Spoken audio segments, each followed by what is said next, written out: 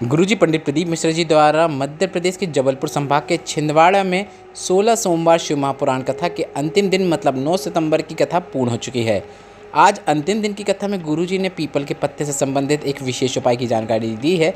साथ ही गुरुजी ने कुछ नए उपाय बताए हैं और गुरुजी ने कुछ रोचक पत्र भी पढ़े हैं। सभी रोचक पत्र और नए उपायों की जानकारी हम आपको इस वीडियो के माध्यम से दे देंगे। आज की कथा में गुरुजी ने कुल 20 उपाय, पत्र और उपयोगी जानकारी दी है। किन्हीं कारणवश अगर आपने आज की कथा नहीं सुन पाई है तो संपूर्ण कथा का रास्ता तो आपको इस छोटे से वीडियो से प्राप्त होने वाला है। कल के वीडियो में हमने आपसे एक प्रश्न किया था कि गणेश भगवान को प्रथम पूज्य का जो वरदान है वह किसने दिया था, तो इसका सही उत्तर है भोलेनाथ जी ने। अब बढ़ते हैं अंतिम दिन की कथा की पहली विशेष जानकारी की ओर।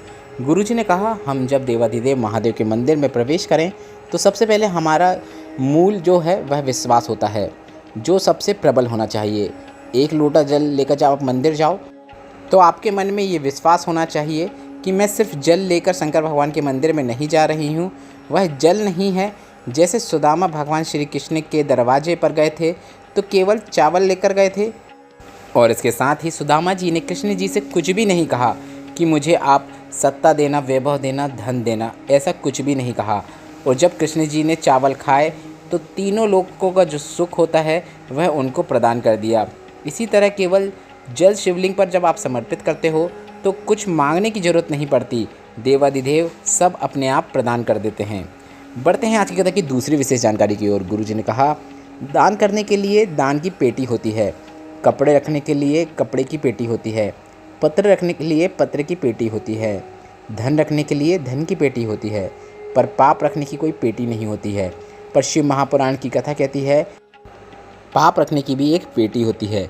जब हम मंदिर में पहुंचते हैं या फिर जब हम सत्संग में पहुंचते हैं या फिर हम शिव महापुराण कथा में पहुंचते हैं तो हमारा पाप वहां पर रखा जाता है और पुण्य की हमें प्राप्ति होती है। बढ़ते हैं आज की कथा की तीसरी विशेष जानकारी की ओर। गुरुजी ने कहा, छिंदवाड़ा की भूमि में इतने शिव मंदिर हैं, यदि आप चावल की बोरी लेकर भी घूमोगे तो चावल के दाने चढ़ाते जाओगे हर शिव मंदिर में तो चावल की बोरी के पूरे चावल ख़त्म हो जाएंगे, चढ़ जाएंगे। पर इतने शिव मंदिर हैं वे ख़त्म नहीं हो सकते। आप छिंदवाड़ा की पावन भूमि में घूमोगे, हर जगह आपको शिवालय मिलेंगे, देवालय देखने को मिलेंगे। बढ़ते हैं आज की कथा की चौथी विशेष जानकारी की ओर। गुरुजी से लोगों ने प्रश्न किया कि सब जगह श्रीमद् भागवत कथा होती है, राम कथा होती है, पर आप शिव महापुराण कथा क्यों शुरू किए? गुरुजी ने सबसे यह कहा, सब कथाओं में भीड़ भी बड़ी होती है, यजमान भी बड़ा होता है, कथाओं में सब बड़ा ही रहता है, पर जब से हमने शिव महापुराण कथा की है तब से लोगों की इस कथा के प्रति रुचि भी बढ़ी है, भक्ति भी बढ़ी है और लोगों के दिलों में शिव के प्रति विश्वास भी बढ़ा है। मंदिर पहले सूने पड़े रहते थे, पर शिव महापुराण की कथा के कारण ऐसा संभव हो पाया है कि छोटा मंदिर भी होता है, वहाँ पर लोगों को इंतज़ार करना पड़ता है पूजा करने के लिए, जल चढ़ाने के लिए। बढ़ते हैं आज की कथा की पांचवी विशेष जानकारी की ओर।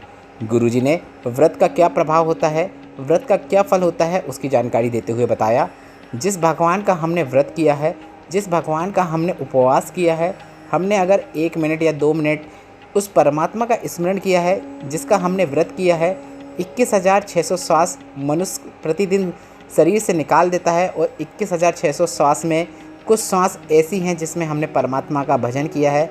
तो आप यह बात याद रखना, आपने सब करो, मना नहीं है, पर साथ में आपको भगवान का स्मरण करना भी ज़रूरी होता है, जिससे आपके जीवन को एक उद्देश्य मिल सकता है, तरक्की के लिए, मन की शांति के लिए एक लक्ष्य मिल सकता है। बढ़ते हैं आज की कथा की छठवीं विशेष जानकारी की ओर। दिनेश जी छिंदवाड़ा से पत्र लेकर आए जिसमें उन्होंने लिखा, 10 साल से सोराइसिस की बीमारी थी, आराम नहीं लग रहा था। फिर दीदी ने शिव महापुराण कथा के बारे में बताया, मैंने वह कथा देखना शुरू किया जैसा आप बताते गए। 1 लोटा जल और बेलपत्र शिवलिंग पर चढ़ाकर उस बेलपत्र का आचमन करती और हम सीहोर में जाकर कुबरेश्वर धाम से रुद्राक्ष लेकर भी आ गए और उस रुद्राक्ष को तांबे के कलश में गलाती, वह जल शिवलिंग पर चढ़ाती और उसका आचमन कर लेती। मेरे सोराइसिस की बीमारी ठीक हो गई है, उसी का आभार व्यक्त करने के लिए मैं कथा पंडाल में आई हूँ। बढ़ते हैं आज की कथा की 8वीं विशेष जानकारी की ओर। लीला साहू जी पत्र लेकर आई जिसमें उन्होंने लिखा, छिंदवाड़ा की रहने वाली हूँ, मेरे पति को ब्रेन में खून के थक्के जम गए थे, उनकी याददाश्त भी चली गई थी। तब उन्होंने लगा कि अब कुछ भी नहीं हो सकता। हमें उन्हें नागपुर ले गए और नागपुर में डॉक्टर को दिखाया तो उन्होंने कहा कि ब्रेन में खून का थक्का जब जमता है तो इसे ठीक होने में बहुत समय लगता है, इंतज़ार करना पड़ता है। फिर हमने उन्हें शिव पर चढ़ी हुई बेलपत्र को देना शुरू किया, उनके पास ले जाकर रख दिया, जल का आचमन कराते। और उसी डॉक्टर ने कहा कि अब इनका खून बहना शुरू हो गया है, थक्के भी ठीक हो गए हैं और अब वे ठीक होना शुरू हो गए हैं। उसी का आभार व्यक्त करने में कथा पंडाल में आई हूँ। बढ़ते हैं आज की कथा की 8वीं विशेष जानकारी की ओर। फुलेरा के बारे में गुरुजी ने बताते हुए कहा, फुलेरा दर्शन का क्या महत्व होता है। 5 घर जहाँ पे फुलेरा बंधे हुए हो, मतलब 5 अलग अलग घर जहाँ पे फुलेरा बांध के पूजन की जा रही हो, वहाँ पर आपको दर्शन जरूर करना चाहिए। अगर आपने व्रत नहीं किया है तो भी आप दर्शन कीजिए, व्रत किया है तो भी दर्शन कीजिए। उसका क्या फल मिलता है वह आप खुद देखोगे।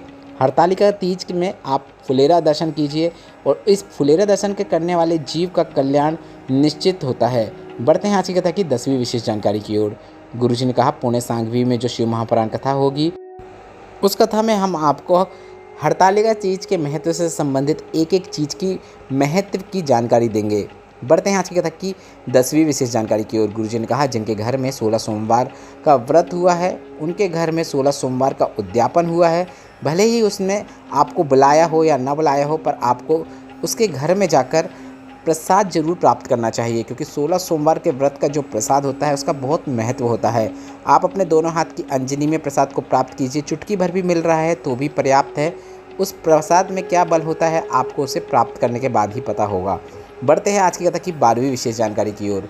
गुरुजी ने कहा, जितने बेटी बेटियां कंपटीशन एग्ज़ाम की तैयारी कर रहे हैं उनसे हम एक बात कहना चाहेंगे, मेहनत में कमी मत करो, खूब प्रयास करो, खूब मेहनत करो, कोई कसर मत छोड़ो। उसके साथ किस्मत मौका देती है और आपका विश्वास शिव पर होना चाहिए और हमारी जो मेहनत है उसका फल शिव पर विश्वास रख के हमें किस्मत के साथ जरूर प्राप्त होता है।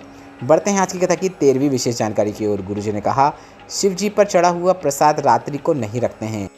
खास तौर पर 16 सोमवार के जो व्रत का जो प्रसाद होता है उसको रात्रि भर बिल्कुल भी नहीं रखा जाता है। इस बात को आपको ध्यान रखना है। प्रदोष काल में पार्थिव शिवलिंग बनाकर पूजन अर्चन की जाती है और प्रसाद के 3 हिस्से बनाए जाते हैं जो आपको उसी रात्रि तक समाप्त करने होते हैं। एक भोलेनाथ का, एक किसी शिव भक्त का और एक आपका। अगर आप नहीं भी खा पाते हैं तो आप घर के सदस्यों को भी उसका वितरण कर सकते हैं। बढ़ते हैं आज की कथा की 14वीं विशेष जानकारी की ओर। गुरुजी ने कहा, अशोक सुंदरी माता को आपको पीपल के पत्ते को अर्पित करना है। पीपल के पत्ते को आपको माता अशोक सुंदरी के स्थान पर इस प्रकार से अर्पित करना है कि पीपल के पत्ते की डंडी जलाधारी की ओर हो। कितना ही बड़ा दमा क्यों ना हो, सांस संबंधित परेशानियां क्यों ना हो, माता अशोक सुंदरी के स्थान पर पीपल के पत्ते को अर्पित करने से आपको लाभ जरूर देखने को मिलता है। आप चाहो तो इस पीपल के पत्ते में चंदन का उपयोग करते हुए भोलेनाथ की 5 बेटियों का नाम भी लिख सकते हैं या फिर स्वास्तिक का निर्माण करते हुए भी उस पीपल के पत्ते को माता अशोक सुंदरी के स्थान पर अर्पित कर सकते हैं। बढ़ते हैं आज की कथा की 15वीं विशेष जानकारी की ओर। 16 सोमवार का उद्यापन किया जाता है, तो गुरुजी ने कहा कि यह उद्यापन 17वें सोमवार में किया जाता है। इस बात को आपको ध्यान रखना है। 16 सोमवार पूर्ण होने के बाद ही 17वें सोमवार को उद्यापन किया जाता है। बढ़ते हैं आज की कथा की 17वीं विशेष जानकारी की ओर। गुरुजी ने कहा, शिव जी क्या करते हैं, जो दुख विधाता ने आपकी किस्मत में लिखा होता है, शिव पर अगर आप जल चढ़ा रहे हैं, 1 लोटा भी आप अगर जल चढ़ा रहे हैं, तो वह आपके मस्तक में जो गलत है, जो आपके कष्ट हैं, वह धुलना शुरू हो जाते हैं। भोलेनाथ का श्रृंगार कर रहे हैं तो भले ही वह आपके जल चढ़ाने से धुल जाता है, उसी तरह आपकी किस्मत में भी जो दुख तकलीफ कष्ट लिखा है वह भी 1 लोटा जल शिवलिंग पर चढ़ाने से धुल जाता है। बढ़ते हैं आज की कथा की अगली विशेष जानकारी की ओर।